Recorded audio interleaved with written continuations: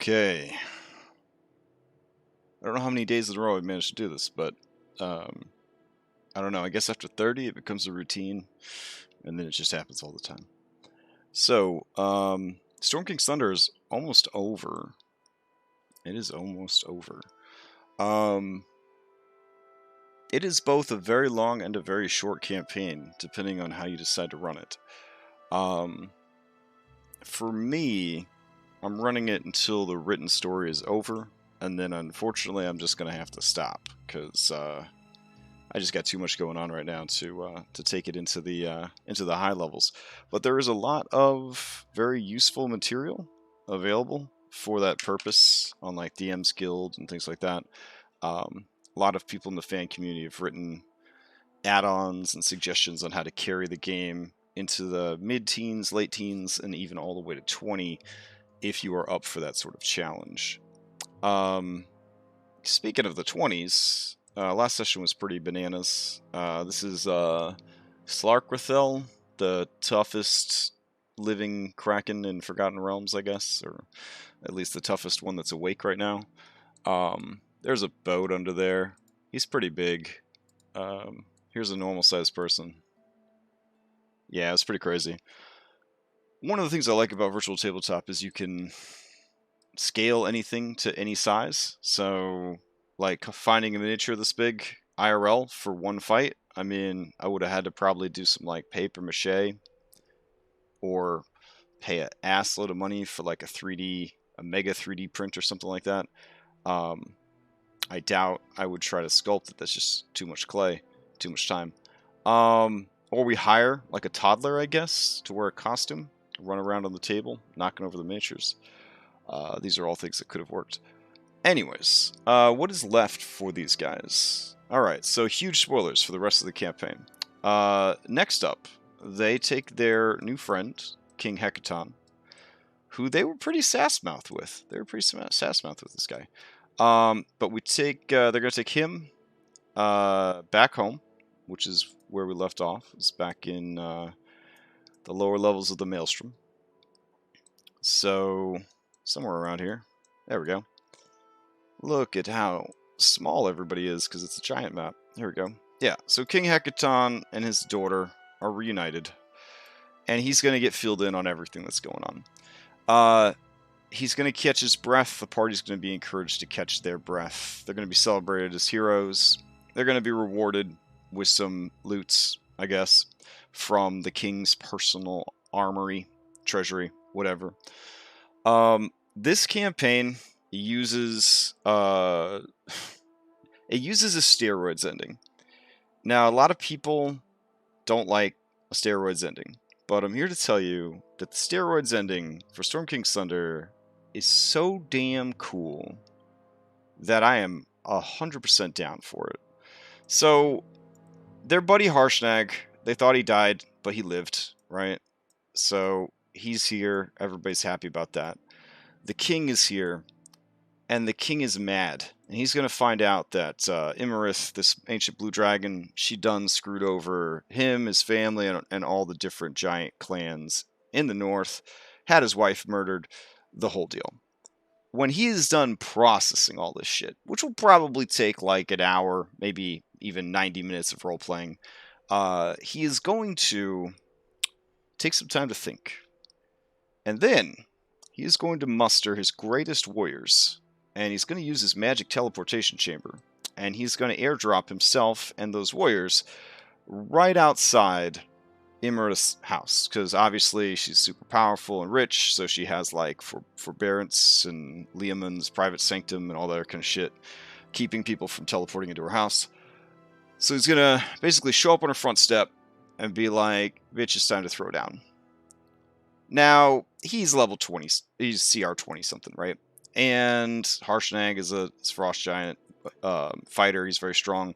Storm giants, they're all very strong. Where do these little level 10 nubs come in to this equation, right? That's what you're thinking. You're like, I don't get it. Like, this is the end of the campaign, they're only level 10. What are they supposed to do against 20th level sorceress, who's also an ancient blue dragon? Who also, by the way, has like custom spells and abilities, all that other cool stuff. it's pretty simple. This guy, he is going to juice them up, the king. He is going to offer them to drink from this, like, sacred horn, basically, that will transform them into giants. Yeah. So all we got to do, an IRL game for Storm King Thunder, wow, would you be spending a lot of money on miniatures? Or you'd be using paper miniatures, because you, I don't know what else to do. But yeah, they would all get scaled up to huge-sized creatures. They would become giants. They would have their strength score set to, I forget what the adventure said, but it's very high. They become giants. It's awesome. So now they're giants. That's pretty hype. And they got to go to the desert, and they got to fight this Iymrith who's been giving them trouble and everyone else trouble. Blah, blah, blah, blah, blah. So in addition to all that, the king sorts things out for him. He explains his connection to Annam the Allfather. He explains the ordning, if they didn't already know. It's basically like giant Jesus comes back on his white pony, and he's ready to, like, judge the giants of Toril and see if they've, stopped being shitheads, kind of deal. And he is going to say that, if with Annam the Allfather watching, we're going to go get sweet revenge against this lady, and I insist that you come with me into battle. And then when they agree, that's when he offers them the chance to juice up. They got their magic items, they're juiced up, it's good stuff. So then they just magically teleport on over to her lair, which there are several maps for. 2 maps, in fact. Alright, so Iymrith lives in a desert, because Blue Dragon. She lives in an ancient coliseum. And this isn't the one we want. This is the one that came with the adventure. But we have a cooler one than that. So let's find the cooler one. There we go. It says right here, Iymrith's Lair Real. Sorry about that fake Iymrith's Lair. Alright. So, yeah, it doesn't actually look that much cooler, but it is. Okay. And this is what we're going to work on today, is we actually have to populate this and get this ready for a big-ass fight. So, they come on over here to her coliseum in the desert, and what horrors and delights are waiting for them? Well, I have giant antlions that she has grown and uses as watchdogs. So they, as you can see here, are going to be all over the place, basically getting ready to come out and play with the heroes. So I might put a couple of these around. There we go.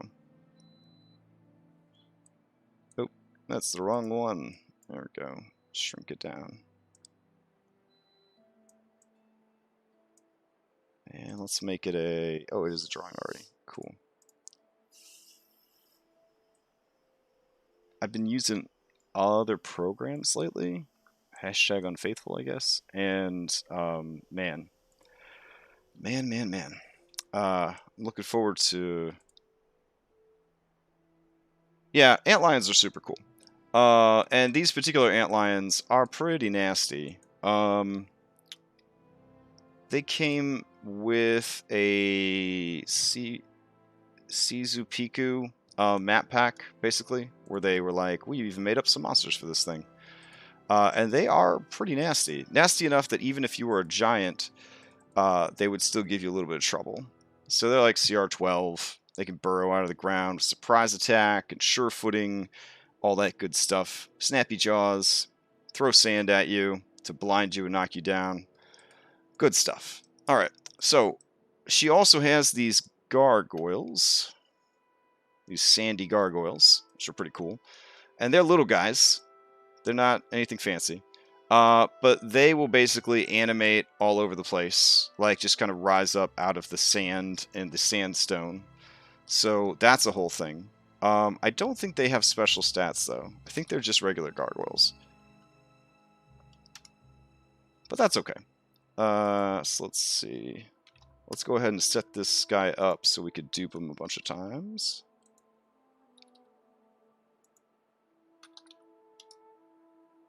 Alright. Gargoyles are... I don't know. They're still kind of a threat at higher levels. They're a good trash mob, for sure. Alright. So we will just spawn out as many of those as we need. I guess I could spawn them out now, but I don't necessarily need to. Iymrith, her sheet is linked. She a bad bitch. She's pretty strong. So she has quick casting, which is a really great legendary action. It allows you to cast a cantrip or first level spell for only one legendary action point. And then for 2 legendary action points, she can cast a second or third level spell. This is in addition to casting spells on her turn. She also has a customized counterspell that Sly Flourish developed based on her like 2nd edition lore, where basically anytime she counterspells you, you take psychic damage, which is pretty cool. Now she's got this lightning breath, and it's 10 feet wide instead of 5 feet wide, which is nice. It's 120 feet long, so it's pretty nasty. But it's only dropping 16d10, and also keep in mind that the bad guys, no, wait, sorry. The players and the storm giants are going to have either immunity to lightning, or they're going to have lightning stuff. I don't know. So she's probably not going to be able to lean on this too hard.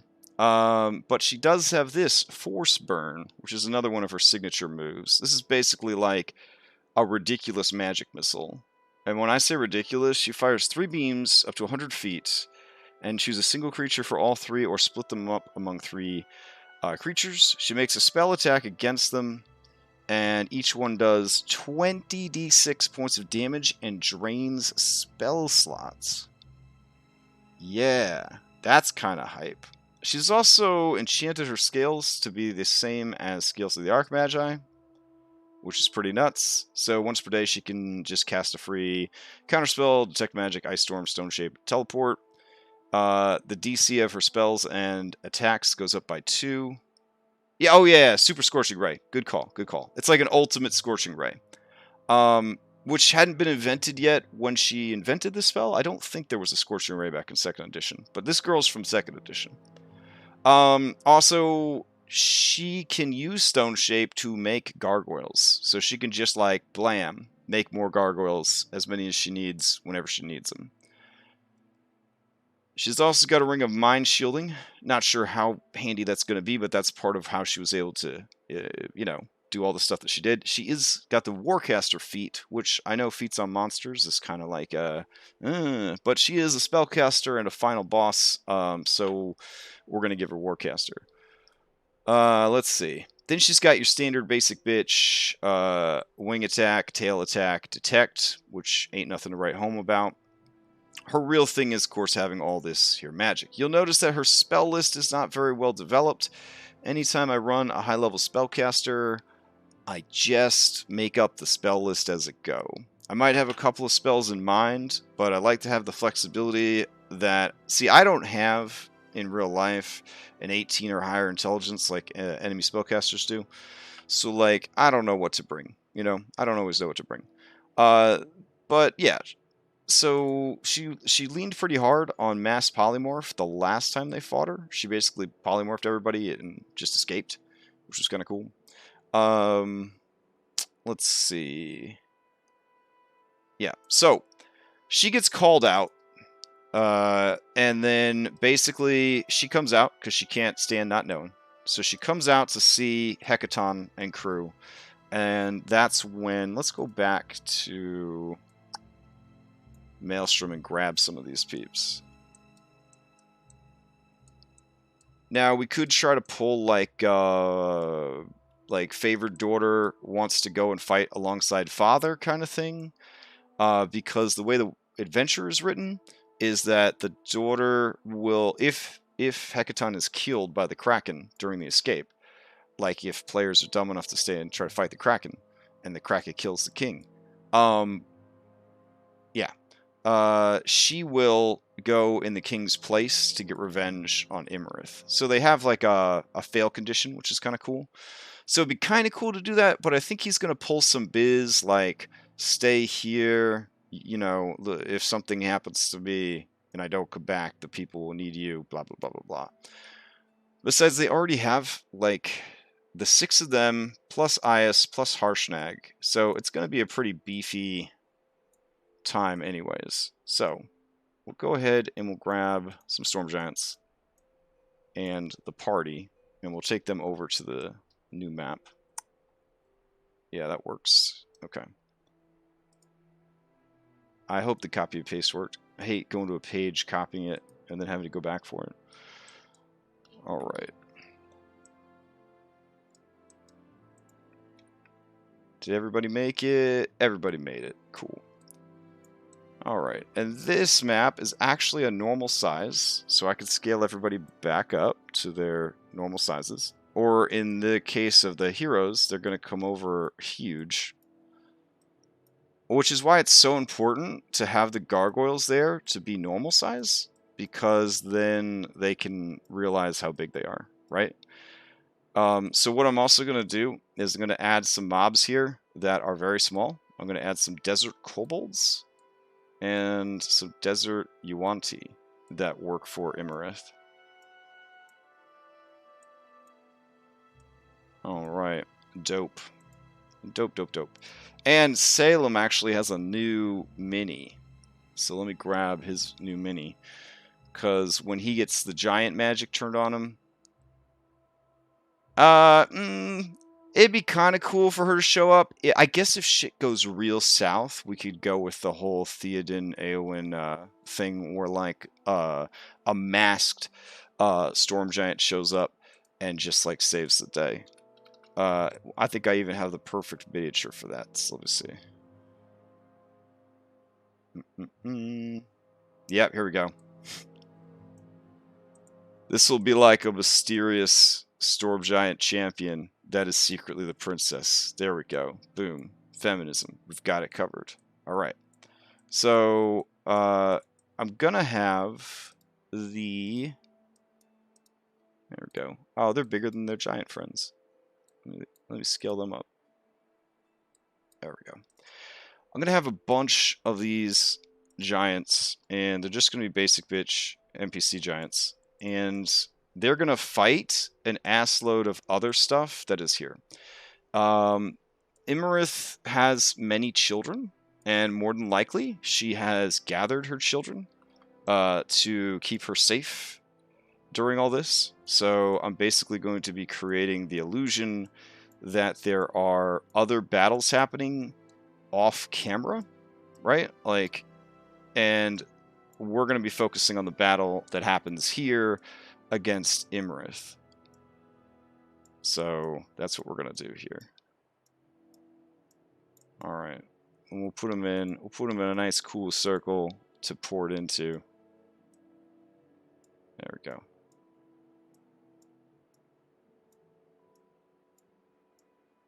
Or whatever shape that is. I don't know. A blob. There we go.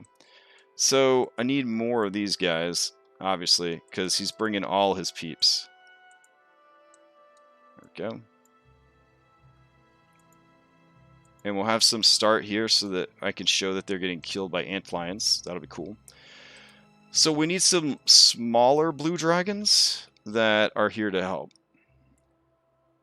So let's see. Blue.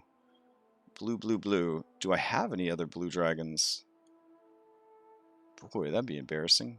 Blue chocobos? I don't. Have I never run a blue dragon before? In 5e? Or at least in... Well, I guess she didn't count, because she was a half Bahir. And that was a sapphire dragon.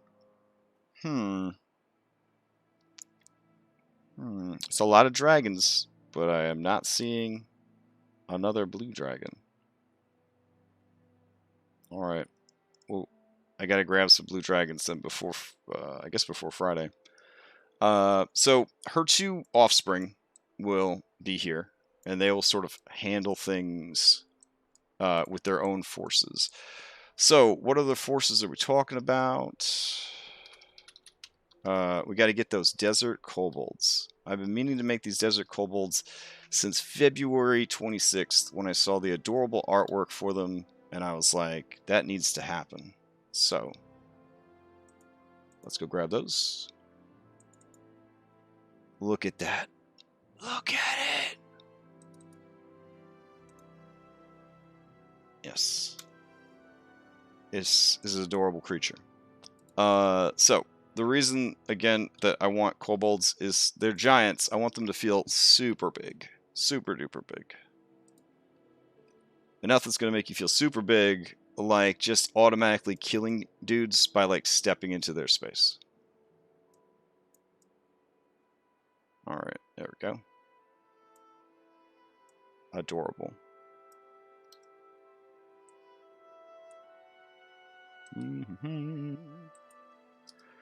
Now, why do I call them desert kobolds? Like, what makes them different from regular kobolds? Well, I'm so glad you asked. These guys can spray blood out of their eyes.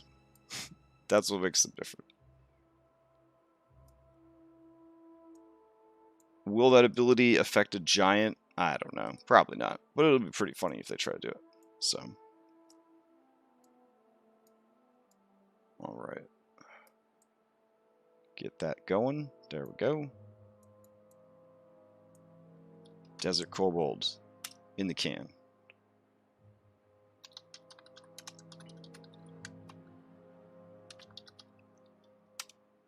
Alright, so we just need to take a regular kobold and modify it, which we already have a regular kobold. It's right here. Alright, so we'll duplicate that. Sweet. And we'll call this Kobold Common Desert.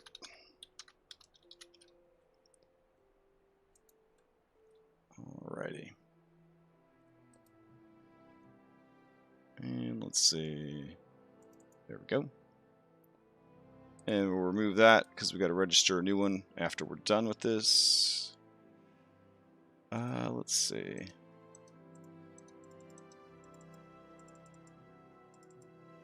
Whoa. Whoa.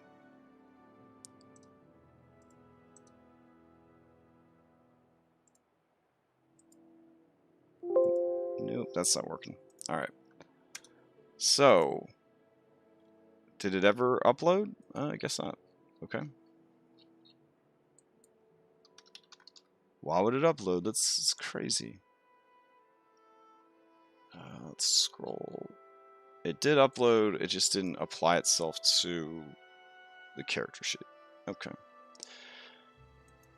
Alright.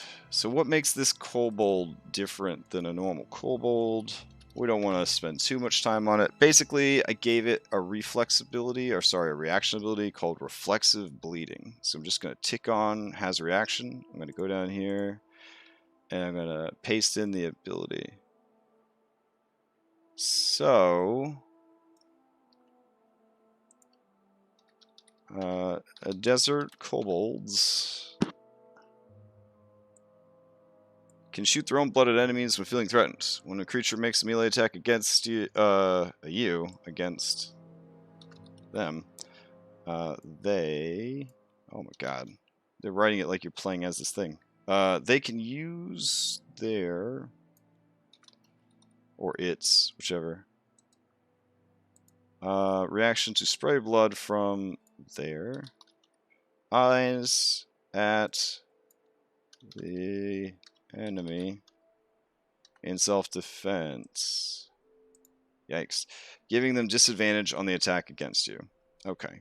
Well, these are giants attacking them, so I doubt that's going to work. But it'll still be pretty cute when they squirt blood out of their eyes. In addition, until the end of your next turn, you do not provoke opportunity attacks. You can't use this feature again until you finish a long rest. Alright, whatever. We'll leave the U in there. I don't care. So, yeah, that was really the only difference I had. I was maybe going to give them, like, fire resistance. Not that that's going to help against the fireball, because they've only got 5 hit points. But maybe since they live in the desert and they're sturdier, we'll raise their constitution, which will raise this to be a +2. Which should actually be a +4. So they would actually have, oh damn, 9 whole hit points. And we'll be super generous, we'll make it 10. Literally, they will be killed by anything, but that's fine. Alright.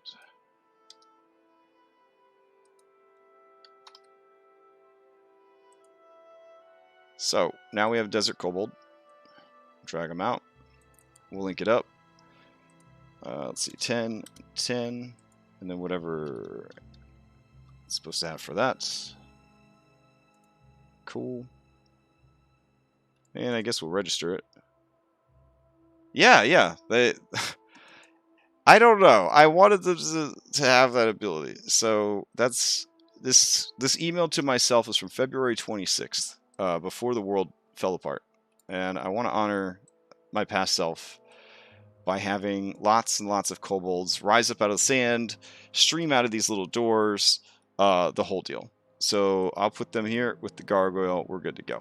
What else does Iymrith got? She got storm elementals. This is some broken homebrew shit that I use way more than I probably should. We're definitely going to have those. So what folder did those end up in? NPCs? Monsters? Elementals? There we go. Whabam. Let's see. You could tell this is from a long time ago because it still has hit points linked. That was when I was a Roll20 nub and I had no idea what I was doing. Alright. Storm Elemental, I'm not even going to walk you through it. It's so broken, you should never use it. But if you want a really broken elementals to throw at your players, you could totally have one. Just let me know. I'll send you the stats for it, but it's stupid. Alright. So, Storm Elemental, check. Look at how small it is compared to them. It's adorable. So that's in her Pokemon belt. Alright. And we need her kiddo. So let's look up Blue Dragon. These will not be ancient blue dragons. These will just be adult blue dragons. There we go. I guess I could just use the OG blue dragon art. Let's see. I can't decide if each of her kids should have separate art or what. I feel like they're just going to be in the background anyways. Alright, let's see. Like we can make them face 2 different directions or something? Or they're twins? Oh man, whatever easy solution we need. I think I have their names written down somewhere, but I don't know. I'll look it up. But she has a lot of kids. She's like those people that have a lot of children, hoping that when she's old, the children will take care of you. Kind of deal. But really, they just showed up because if she is defeated, they want to have first dibs on her treasure before the players can. You know. So they're not going to fight too hard. Like if things start to go bad for them, and they think that their mom's not going to make it, they'll probably just like leave. So, but the main reason that they're there is so we can explain why all of these giants were there and not helping them fight the final boss.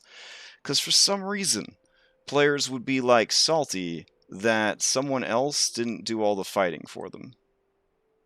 I don't know. I don't understand. All right, there we go. Yeah, so we'll just use the monster manual art. That's fine. Because they're basic. Alright. Get rid of this.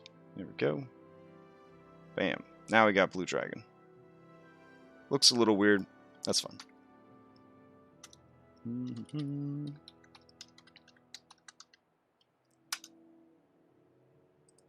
Okay.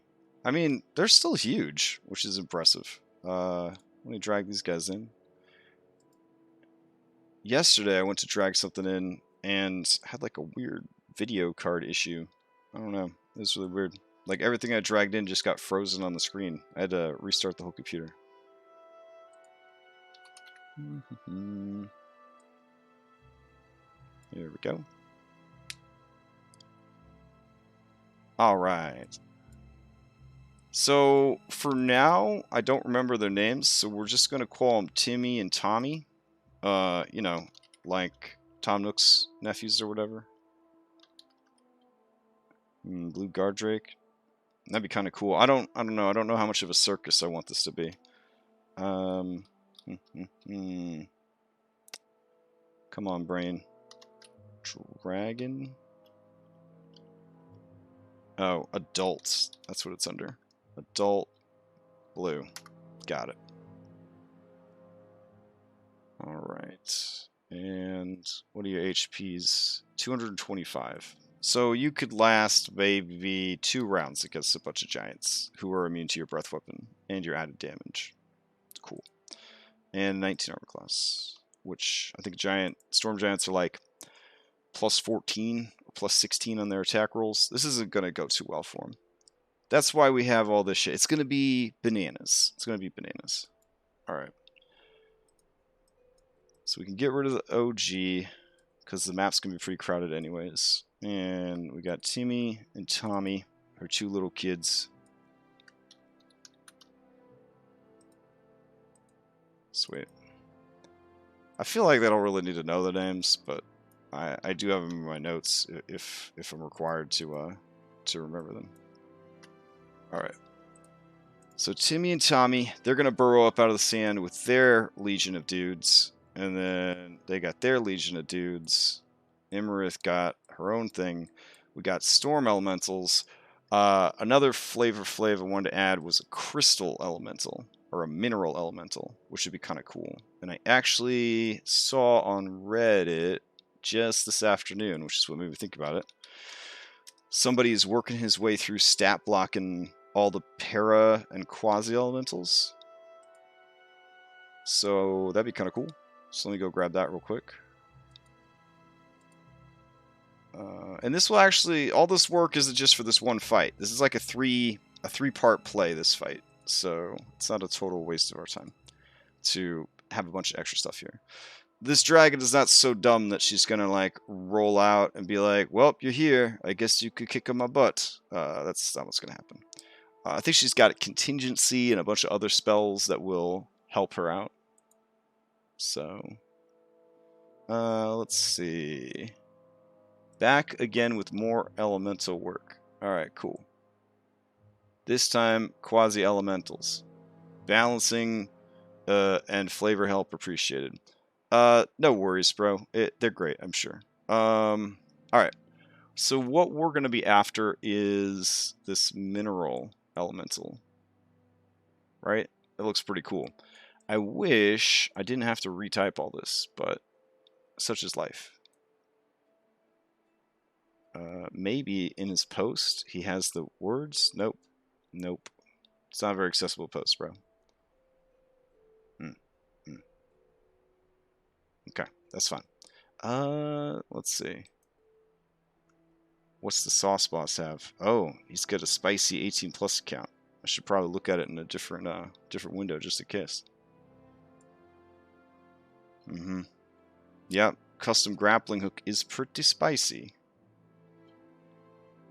Okay, ice elemental, sure. Okay, it's mostly just like arrow manga and stuff, guys. You would have been fine. All right. Now, we need a really cool miniature for this, for sure. And we need to start, we'll start with an earth elemental, because I'm pretty sure it's just a modified earth elemental. So let's drag this earth G out. There we go. And no, I don't actually need to drag him out. I need to duplicate him. There we go. And we'll scroll on down. And we'll do crystalline. There, crystalline elemental. Alright. So if we've got this crystalline elemental, what does it look like?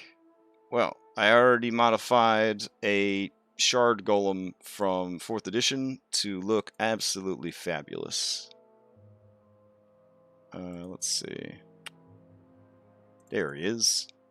Look at that. Look at that handsome boy.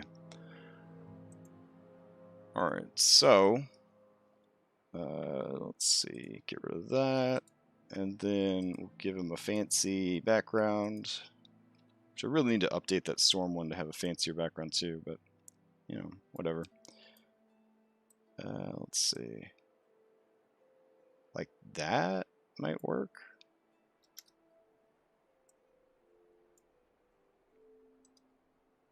Let's see. Like, it'd be kind of cool to have his arms hanging out, I guess, but I don't know. Make it a little bit smaller. Yeah, that could work. Alright. And then we'll go to this top layer and do like, no, you know what? I got an idea. We'll go like this. Yeah, that works. Alright, then we'll go to the top layer. We'll get rid of this arm, and this leg, and this leg.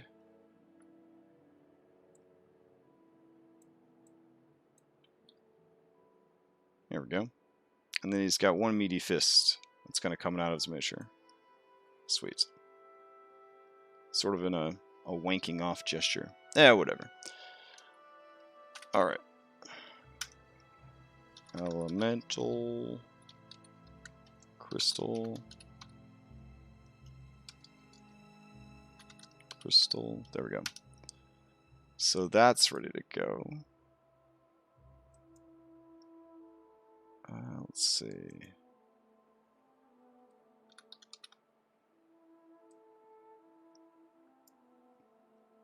Will it upload? Let's see. In the meantime, we can discuss this mineral elemental. Oh, it actually worked this time. How quaint. Alright, so copy that. Go over to here, swap out the name, and let's do this thing. It is a large elemental. It's unaligned instead of neutral, but whatever, it's fine. Armor class is an 18, because I guess crystals are harder than dirt. Natural, it's got 195 hit points. That's the beef that we need when the party is all giants. Let's see. And then some of that. I guess there's a plus sign here. Alright, cool. And then what do we got? 30 foot, 30 foot. Yeah, it's just a reskinned.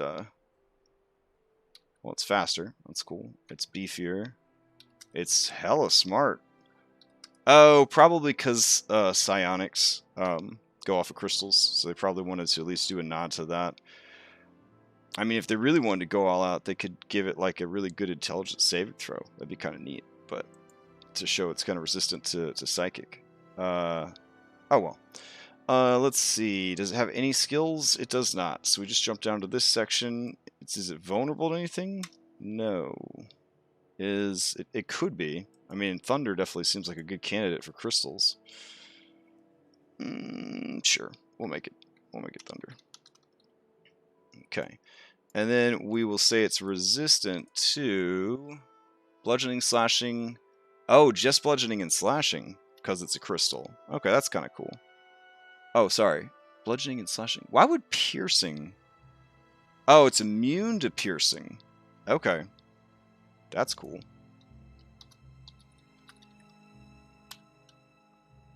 Alright, well then we definitely want to give it a vulnerability if it's got a common immunity like that. But that is kind of hype, though. Let's see. Honestly, I kind of just want to make it resistant to slashing. Not magical, just slashing. Alright, what else? It's immune to exhaustion, paralyzed, petrified, poisoned, and unconscious. Check. Dark vision, tremor sense, and passive perception. That's all fine. Language is primordial. This person thinks this is a CR10 monster. I haven't seen it all, but I'm not convinced yet. Let's see. It is not a siege monster. Instead, it has Death Burst, which sounds pretty cool. Alright, let's see. When dies, explodes. Okay. When dies, explodes. Sweet. 5-foot radius of self.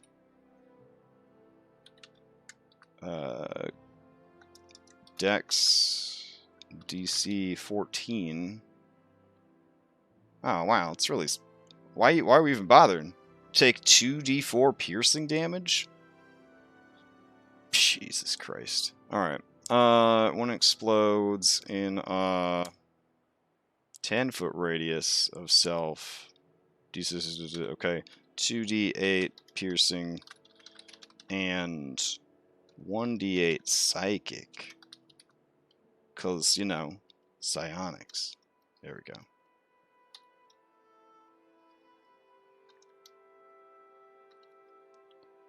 And then we'll just put half on a success. I don't have time to retype this entire creature.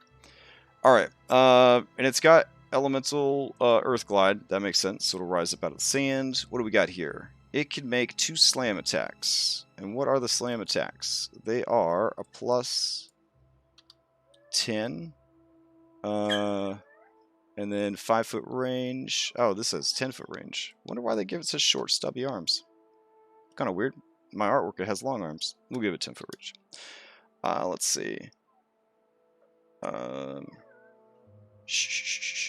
And let's see, it's an extra die for damage. Why does it do bludgeoning and not piercing? If it's so, you know, spiky. Hold on a sec.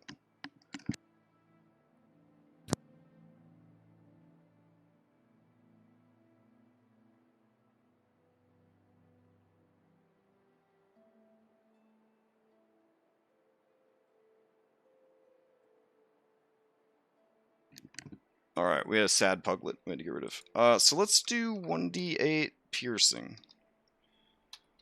Because it's like smashing, but also piercing. Alright, cool. That explains the extra damage. Alright, what do we got here? Greedy Recovery. The Mineral Elemental can take a bonus action to regain 2 hit points when it consumes any basic stone or rock. The Mineral Elemental can consume any gemstone to regain health, taking the value of the gemstone and dividing it by 10 to get the amount of health restored. I really like that I don't really see it coming into play in this fight. But man, imagine having something like that to guard your treasure vault, and it's basically like burning your fields before they get raided. Like, the elemental just starts eating all your treasure so that nobody could steal it. Okay, I don't really know what to do with that one. I'm just going to leave it alone. Let's see. The mineral elemental stomps on the ground, making a crystalline wall of minerals that is 20 feet wide, 15 feet tall, 8 inches thick, above the ground. The wall cuts through a creature's space. When it appears, it is pushed to one side of the wall. It is made of crystal. It could be damaged and thus shattered. Blah, blah, blah. When the wall is destroyed, it leaves behind gems. Well, holy shit. Wouldn't you just want this all the time if it can every 2 seconds, every 18 seconds generate 200 gold worth of gems? Wow. Okay. He has some cool ideas here. So let's just give it some spell abilities. That's what we're going to do. An elemental with spells? Why not? So let's see. Wall of Stone. Yeah, that's what we're going to do. Alright, if that's the case, it is a spellcasting NPC, but it uses its intelligence for casting spells, which is terrible. And that's okay. Because it's supposed to be a big bruiser. So give him Wall of Stone. Done skis. I kind of like the idea of it having some kind of psychic abilities as well. Wasn't there like a psychic cantrip? I like maybe Dissonant Whispers as a bonus action. Yeah, we'll do that. It's got a terrible DC because of all that. Magic caster level. How many hit dice does it have? 17? Alright, so it's a 17th level caster. Alright. So bonus action. Dissonant Whispers. Okay. Can cast Dissonant Whispers as a bonus action up to 3 times per long rest. There we go. And then wall of stone. Wall of minerals, Marie. There we go. We'll say it recharges on a 5 or 6.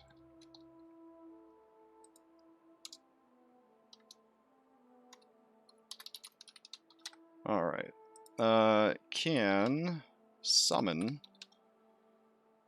a wall of crystals similar to a wall of stone. The end. That's all we had to do.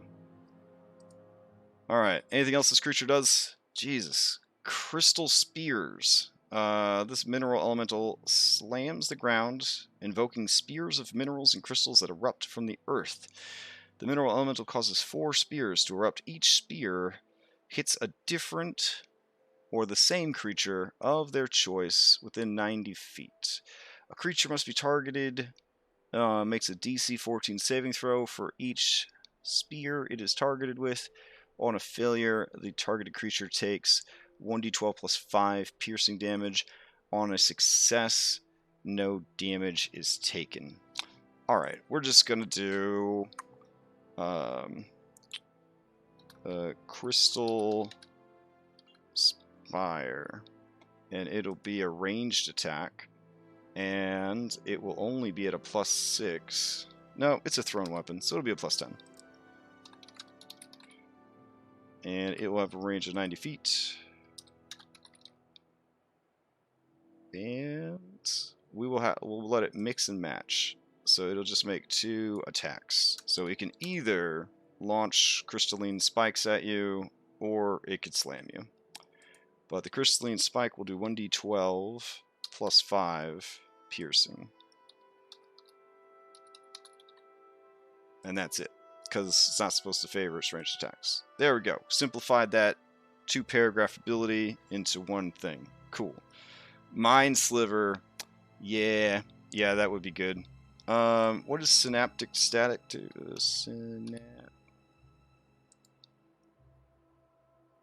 Would that be better than Dissonant Whispers? Oh my god, it's level 5. You choose a point within range called Psychic Energy to explode there. Each creature in a 20-foot radius. Oh, this is the Psychic Fireball spell. And that's pretty dope. Maybe that's what happens when they blow up instead of this bullshit Death Burst. Sweet. Bloop. That was easy. Alright.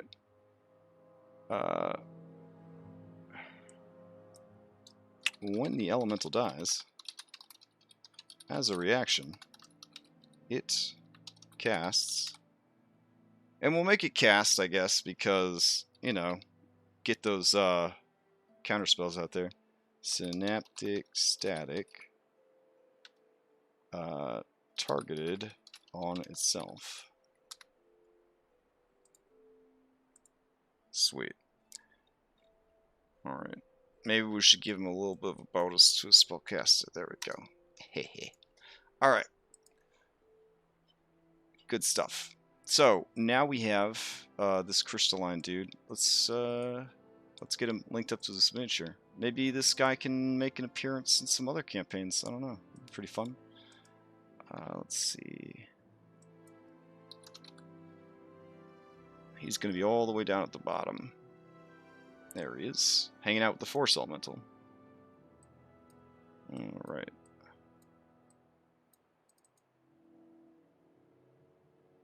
So, he has, I can't remember, 100 something, 195? Okay.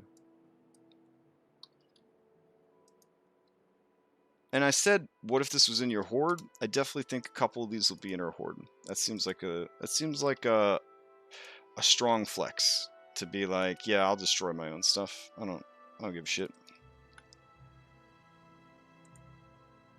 All right. Dope. Looks great. Okay. And you know what? Maybe they should be a little bigger. There we go. Yeah. Okay. So, they also create a wall of crystals. So we're going to need some crystals to put down. Because that will look awesome with the desert and the desert cave. and it's just full of all these crystal formations. So let's drag a bunch of this shit out. There we go. Yes. Excellent. Alright. Turn those all into drawings. Sweet. So all this is loaded off in the margins where the players hopefully can't see. So we've got regular gargoyles. They're supposed to have ballistas, the gargoyles. So I guess I should get ballistas out.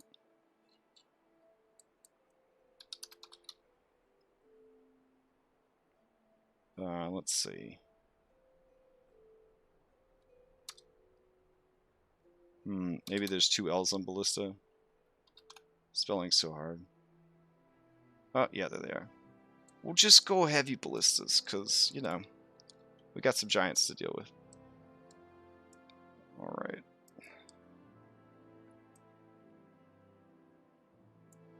There we go.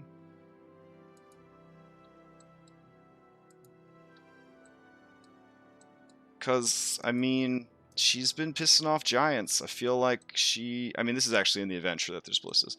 I feel like she would probably have invested in some ballistas, so...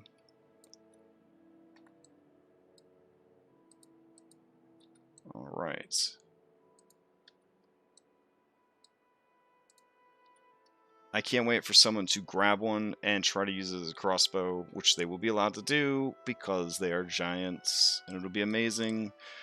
So, that is enough crap to keep track of for sure. I know I said I was going to have the Yuan-ti also, but I will keep the Yuan-ti downstairs, I think. Because the Yuan-ti, according to the adventure, are servants of Dendar the Night Serpent, and they have come to appraise Iymrith's abilities and see if she is a good fit to partner up with Dendar the Night Serpent. This whole thing is kind of a test of her prowess, because Dendar is looking for essentially like a chosen, which in Faerun is a big deal, to be the chosen of a god. So that could be pretty cool. This is basically like her performance evaluation.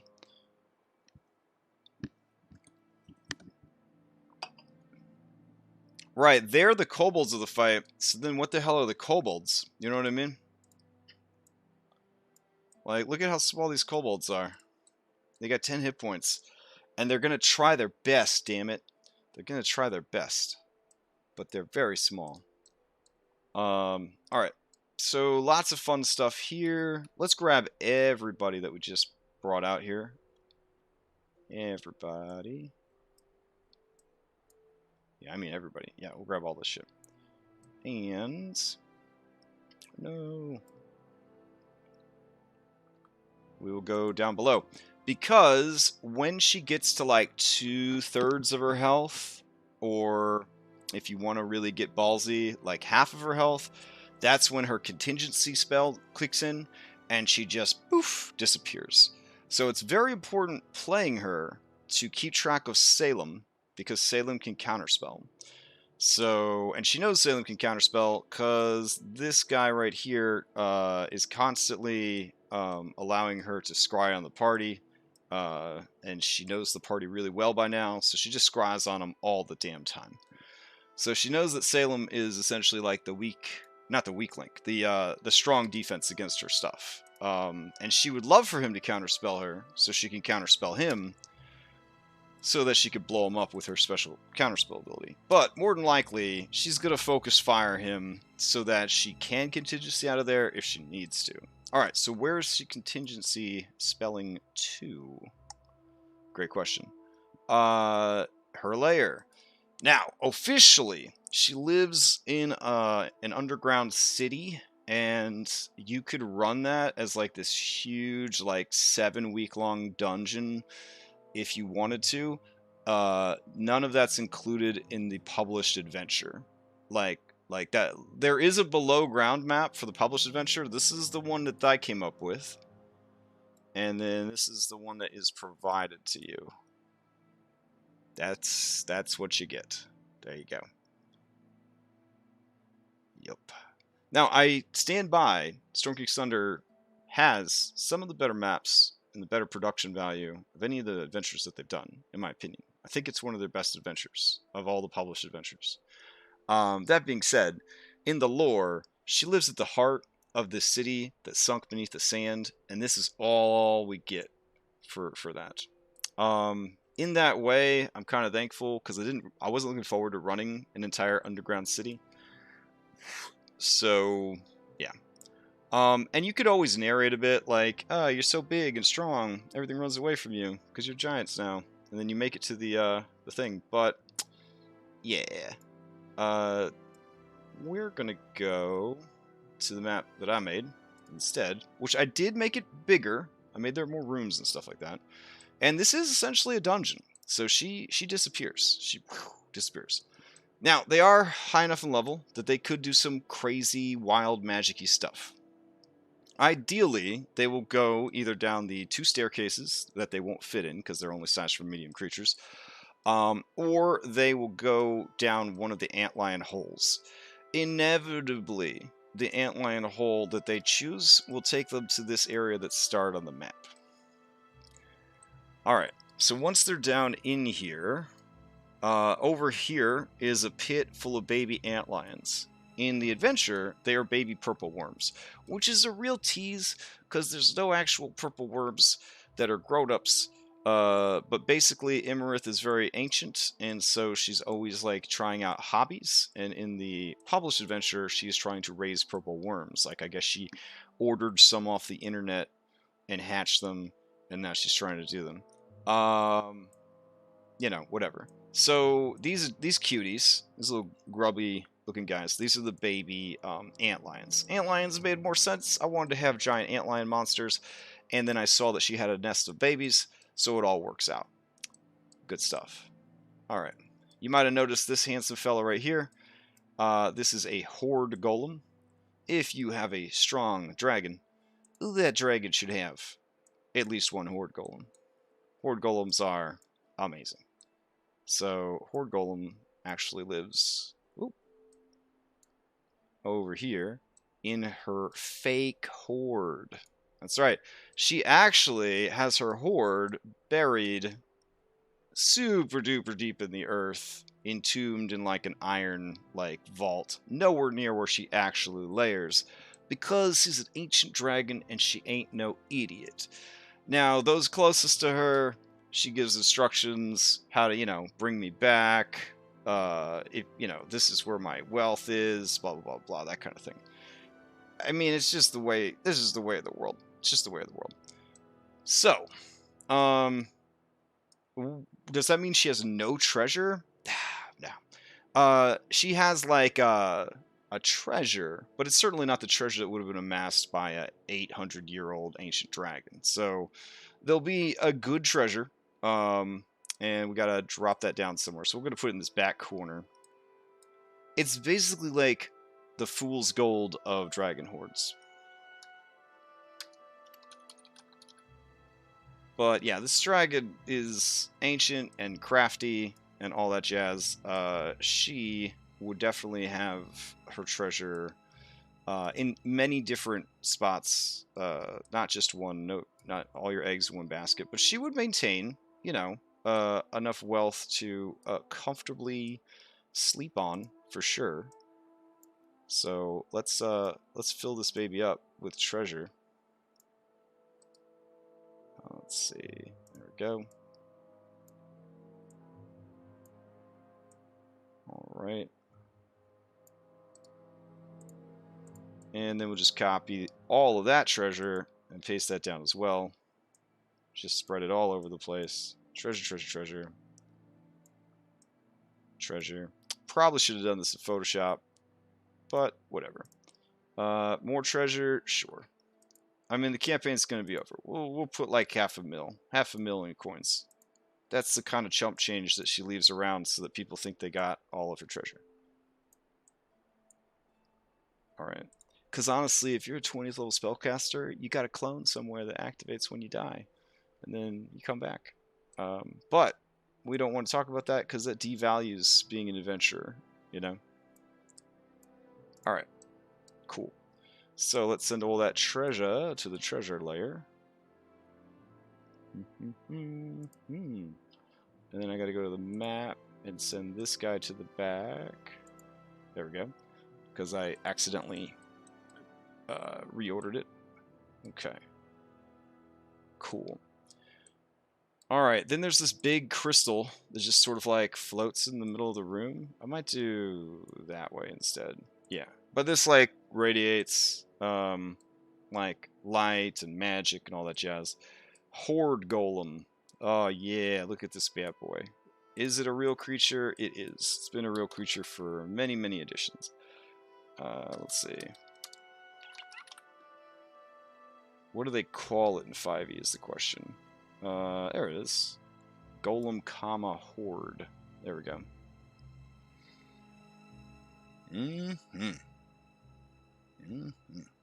Okay.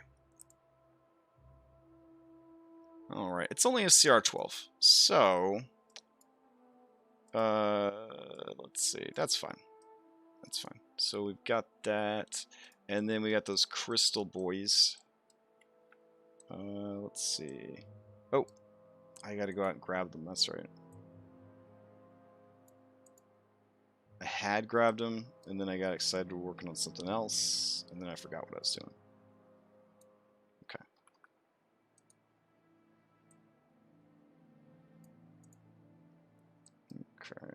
Put these over here. Sweet.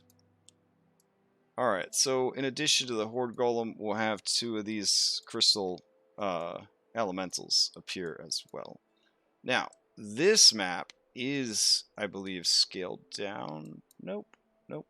I didn't scale this map down. Okay. So we got those guys. We got their crystal wall doodads. That's cool. Alright. Kind of want to use those to doll up her chambers a little bit. She's got, like, you know, the dead bones of rival dragons who have tried to come through and flex on her kind of deal. There we go. And I added the big light source to the center because this map is obviously like an open air kind of thing. Oh, now I know why I had it upside down. Because it's like clinging to the ceiling. That's it. This is all the way up on the ceiling. Like an artificial sun type situation. Like the light in Blackreach in Skyrim. There we go. Yeah, it looks a little bit cooler. Alright, so she's got treasure down there. She's got guardians for the treasure. She's hiding because she's scared. Alright, here are the desert Yuan-tis over here. These are the ones that have come to check in on her, etc., etc. So, there we go. At this point, Yuan-ti are pretty strong because they are spellcasters, but the party is giants. So, yeah, they should be able to just kick the shit out of these guys. That being said, we will say that they have brought a Mind Whisperer. There we go. And a Nightmare Speaker, obviously, because Dendar the Night Serpent. There we go. And maybe Roll20 will load them. I know this is a beefy map, Roll20, but you just have to get through it. Everything will be okay.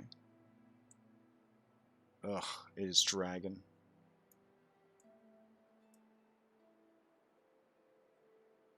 And apparently not even loading the character sheet. Cool, cool, cool, cool, cool. Alright. Well, maybe it'll load some Yuan-ti over there. And let's see. These Yuan-ti will just represent all the Yuan-ti that we have. Okay, there we go. And then we need some basic bitch Yuan-ti. So we will do... Not too basic, because they had to send some pretty strong peeps over here. So we will do... Brood guards? No, they're like super gross. I guess just abominations will work. That's fine. I think they've got enough HP that they could survive a couple of hits. Yeah, 127. Holy shit. Yeah. Okay. Alright, so we'll make it There we go. That'll be that guy. This will be the Mind Whisperer, and this will be the Shadow Speaker. Cool. And I guess we'll have a bunch of these.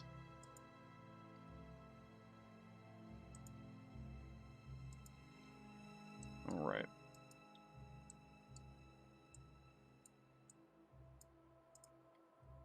Okay, that works for me. Actually, this will be here. That works. Do we have a snake skeleton? That'd be kind of hype. I think I have a snake skeleton. I do have a snake skeleton. So what we could do with the snake skeleton is we could scale it up like so. Might be a little too big. There we go.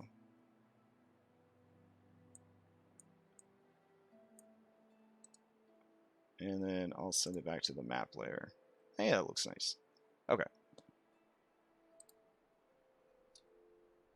Alright. So, this guy will be here. And then all the kobolds rushed up. I guess there could be some more little basic kobolds that are providing, like, I don't know, hospitality services for the Yuan-ti. There we go.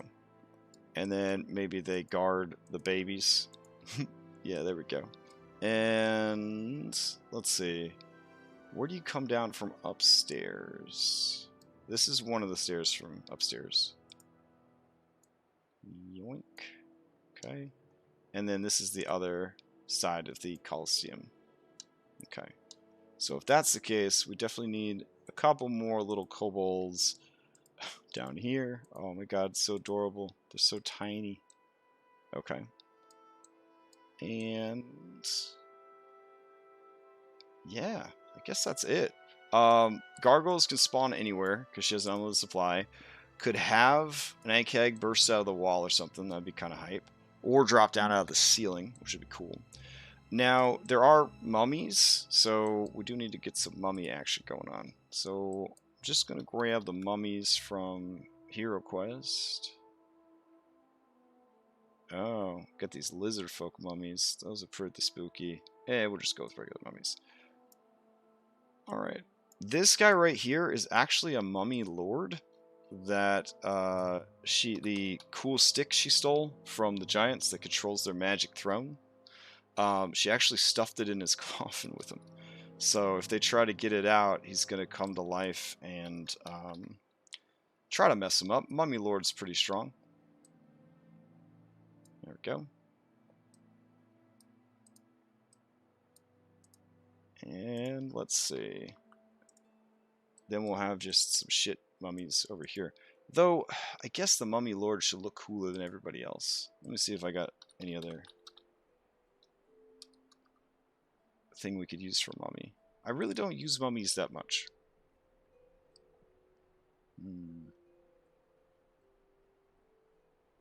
Also, there's only so many ways to, like, make a mummy, I guess. Oh, yeah. That looks cool. Yeah, that'll work. Well...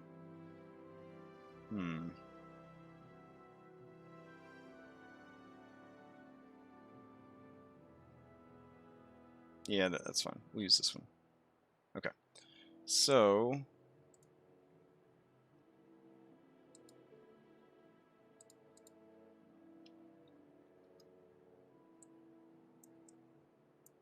There we go.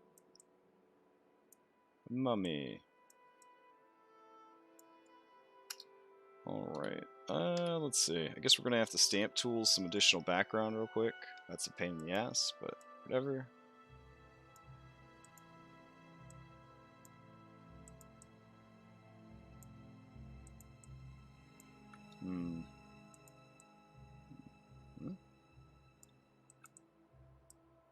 Alright. And then... have his cute little dome poking out a little bit. There we go. Maybe. All right. And yeah, we're making a custom mini for something that they're going to be giants, so they're going to be too big to probably fit in there to check it out anyways. But, you know, you never know with D&D. Some of them might refuse to turn into giants. In Skills of War, Bahamut, the god of all goodly dragons, offered to turn everybody into a dragon, and somebody refused. It was kind of crazy. So, because they all got to be dragons, go into outer space, have an outer space dragon fight. Yeah, it was pretty nuts. Alright, so let's drag in this. Maybe we need it, maybe we don't miniature.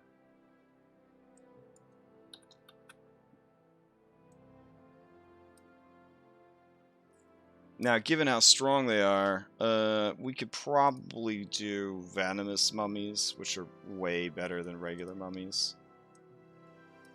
I feel like she's the kind of lady that would pay extra for venomous mummies in her lair.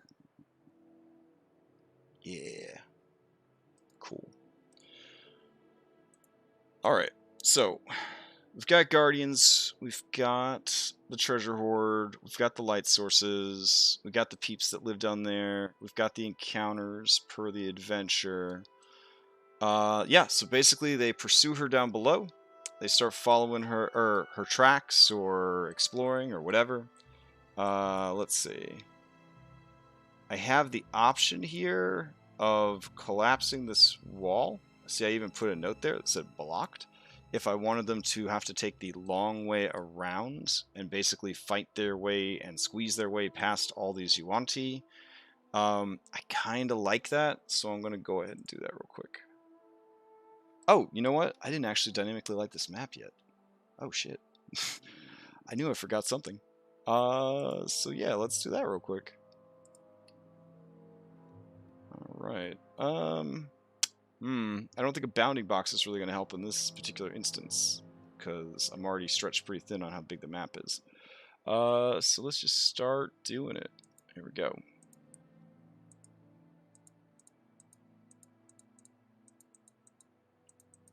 Yeah. Silly rabbit. Totally, forgot. I have a post-it note staring me in the face that says, dynamically light, final dungeon. And I'm like, cool, cool, cool. Good reminder. Thank you. Alright.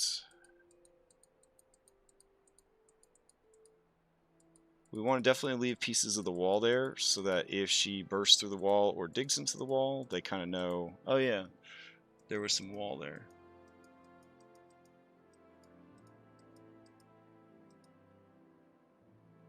Alright.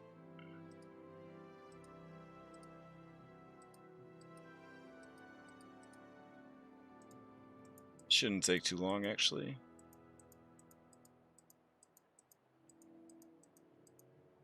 Now, I do have to be careful, because they are going to be giants, so they're going to want to smash things.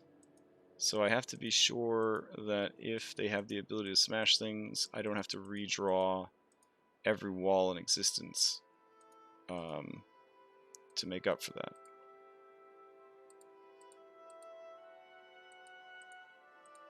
Alright, and I can come back and add pillars to that later. That's not a problem. Actually, I should have probably done the same thing with that and just added shapes. Whatever. Alright. Keep going, keep going. Over here, narrow stairs. Sized for kobolds and maybe humans. And of course, even the large Yuan-ti are serpentine, so they could just slither through. Not an actual trait, but I like to pretend. Alright.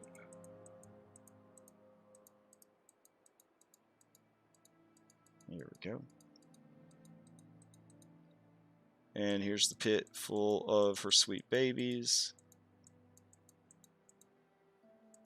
And I'm actually going to go ahead and terminate my line there, because I've been doing it for a while. Alright, and then we've got like this sort of underground spring situation.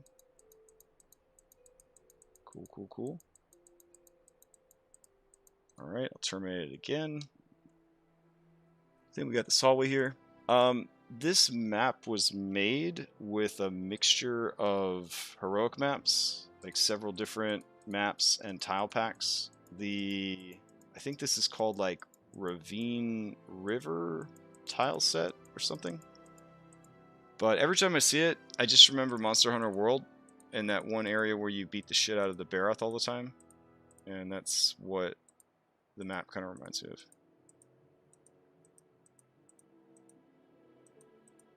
There we go. Doing good, doing good. Around the bend. Alright, terminate that line. Keep going.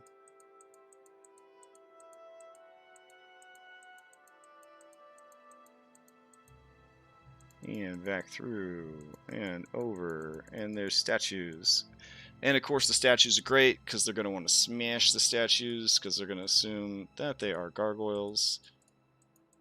Which is silly, because the gargoyles in this area can just rise up out of the sandstone anywhere they want. But it will also make them feel better, because smashing does make you feel better. All the different smashings. Alright, and you can see where these maps didn't perfectly align. I just drew like a little chutes and ladders arrow that was like, yeah, if they enter here, they teleport to that particular tomb. Alright, so we just traced that whole thing, which is cool. Now we gotta do the tombs. I guess I could zoom in for these. Alright.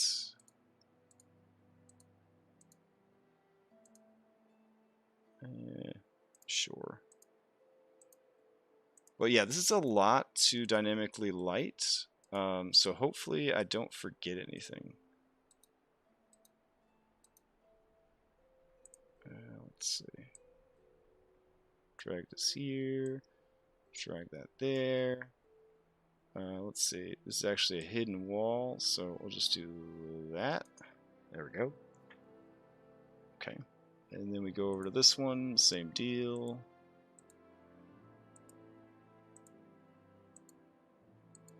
And again, I don't know if they're even going to go into any of these side tombs, because they're going to be a little busy, and they're going to be very big. And once they're big, there's kind of a logic flaw there that they can't just get small again. I think it lasts for like 24 hours or something. Alright.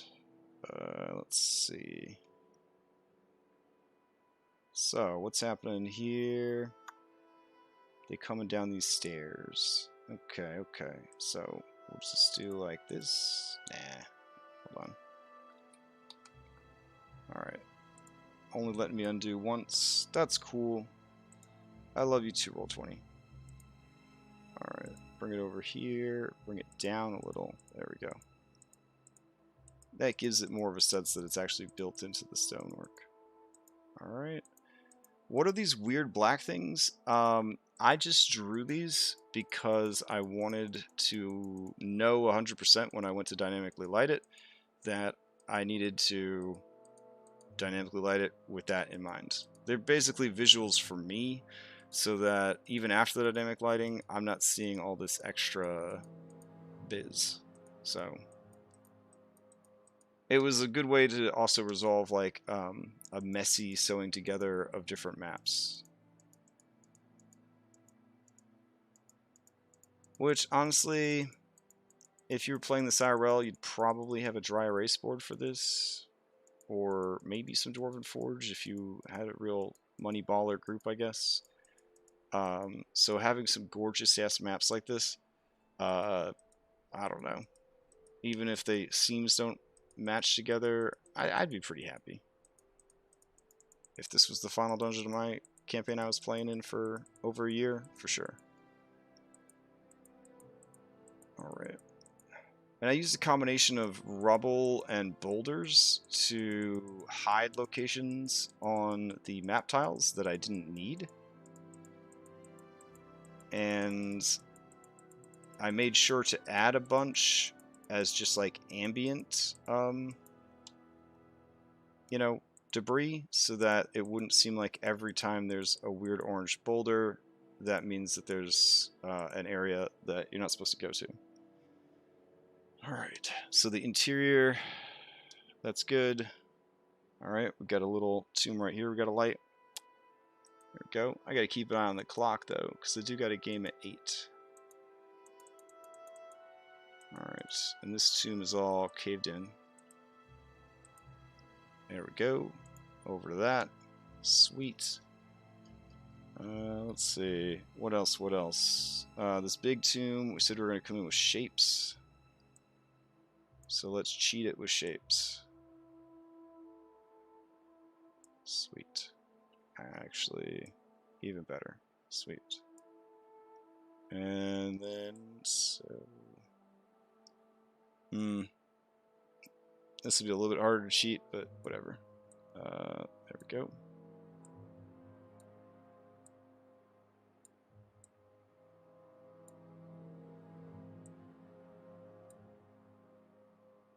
You can even see the mummies on the map.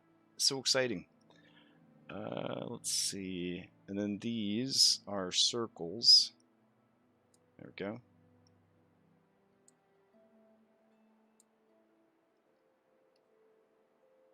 Whoa.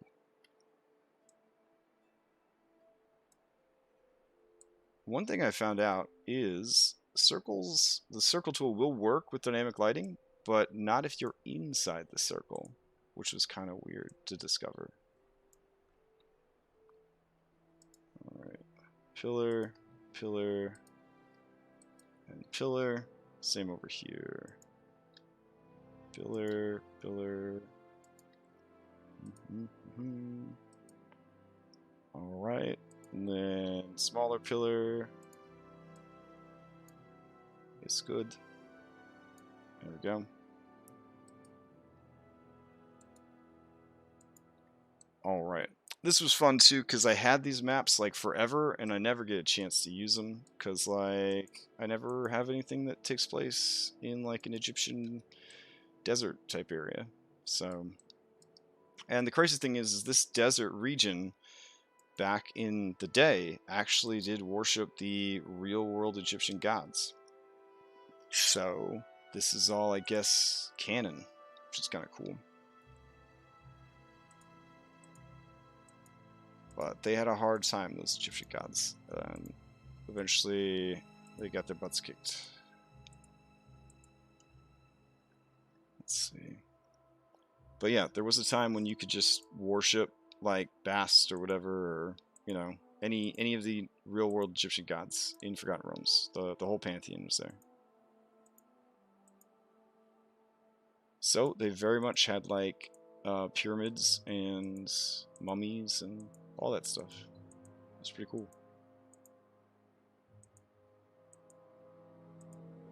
Alright. Okay. Oh, there's a lot here. Okay. And pillar.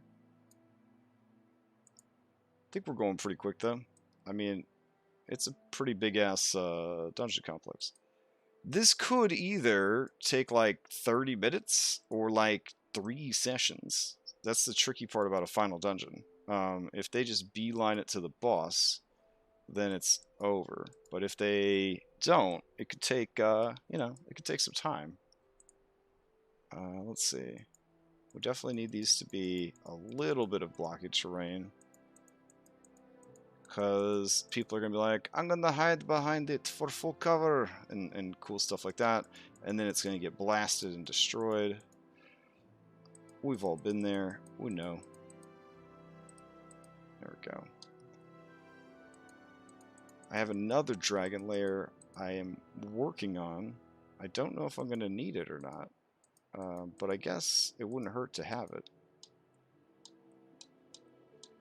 But that's a completely different flavor than this one. Alright. Let's try a couple of just circles in here. Wait, there we go.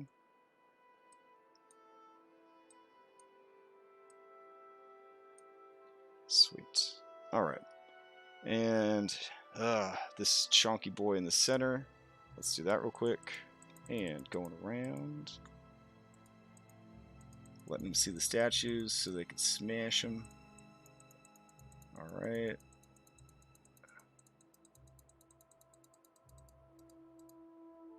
Oops.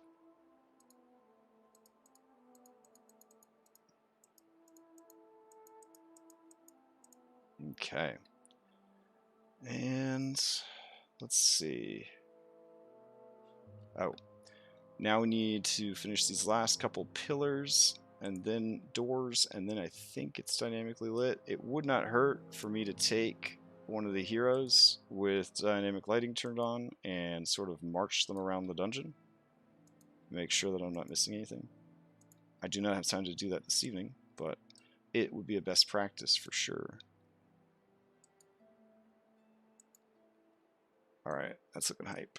Let's see. Okay.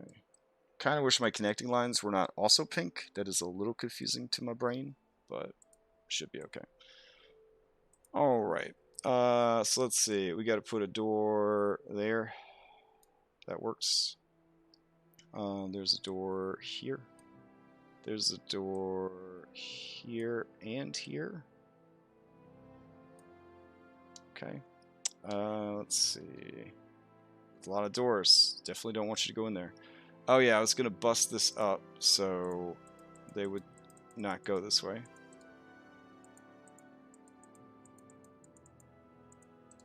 There we go. I figure she probably would have it cave in, you know, like she disappears, has it caves in, does not want to be followed kind of deal. Make sure that they fight as many people as possible. No harm in killing off her guests. Then they can't like report back to Dendar the Night Serpent that she's done screwed up.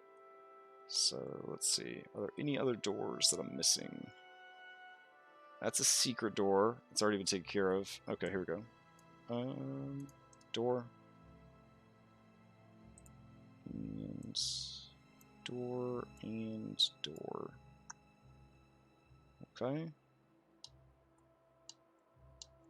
Hoard, random minions, stuff to fight, stuff to beat up. Yeah, I think we're good. Alright, so, it's dynamically lit. We've got everything set up. We got the linked miniature for the boss. We got guardians for her fake hoard. Let's see. We got her kiddos in case we want some backup support. Maybe they will attack the party like while they're exploring. Kind of cool.